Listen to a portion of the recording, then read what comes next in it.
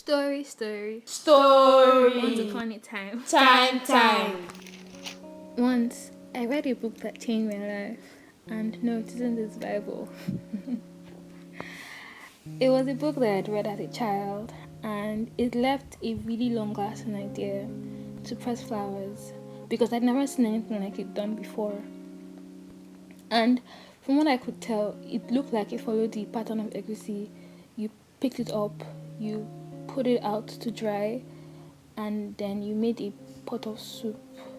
The difference is that instead of the sun, I could use a microwave or air dryer or an iron, and there were honestly so many methods of making this.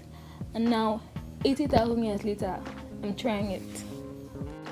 I really didn't need to go far out of my neighborhood, and the only downside to this is that I wasn't able to get as much flowers as I needed or wanted rather, because I was quite shy and I was afraid somebody would ask us, "What are you doing there?" So that's the only downside. You don't need to go far for this project, and you can honestly use just leaves or like small weeds that grow around. You don't necessarily need flowers for this.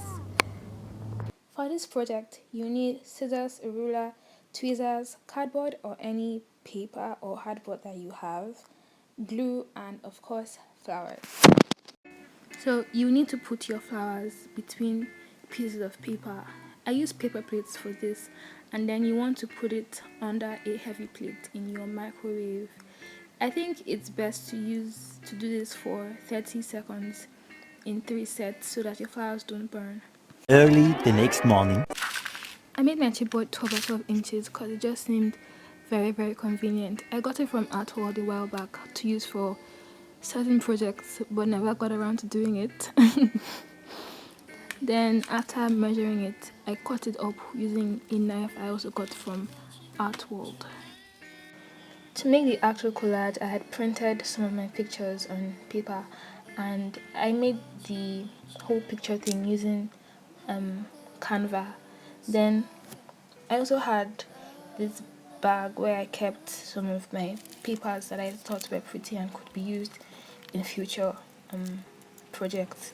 Yours can be anything you want it to be honest. You can even cut pieces of paper and write on them and just make it very personal.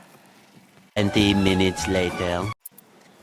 I started arranging my pictures the way I wanted. This process was the most time consuming and the most intuitive, I think, because I just put things as it looked good and then I was just testing to see what I liked and what I preferred. And then the day I found that I didn't even need the bag of papers that I had and I just needed the pictures and the flowers. So that's something to consider. You actually don't need a lot for this project. If I had used the papers, it would have been too much.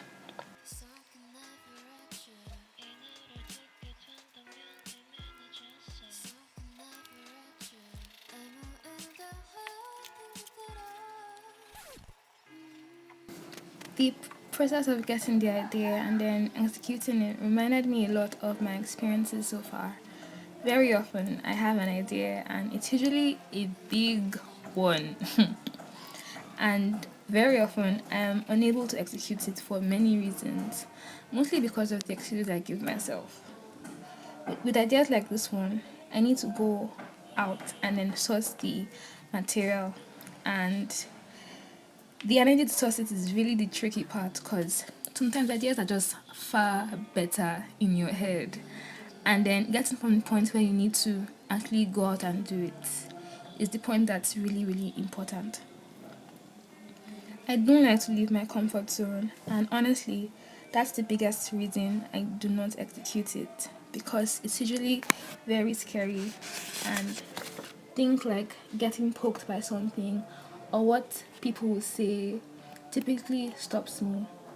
I don't want to be like that anymore, and hopefully, I will do better by myself.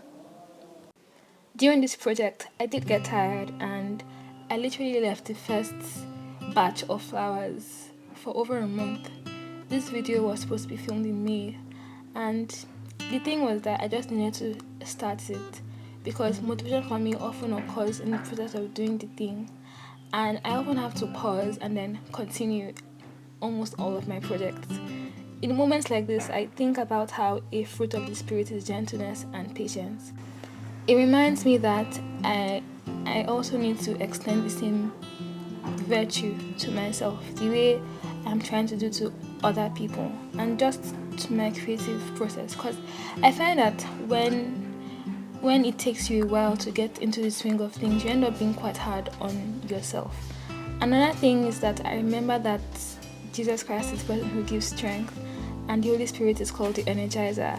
And so often I'm stuck on it being my idea and my skills, and I forget that since this is a gift from God, that He knows best how I should manage it, how I should execute my ideas, and also how much energy that I need. I'm trying to retrain my brain to embrace the seasons of my life. And just like the seasons of these flowers, the seasons where we're in bloom are more attractive. And it's important to remind ourselves that the drier, seemingly dead seasons are also okay. They might produce beauty and they might not, but it's still okay. That's just how life is sometimes, you know?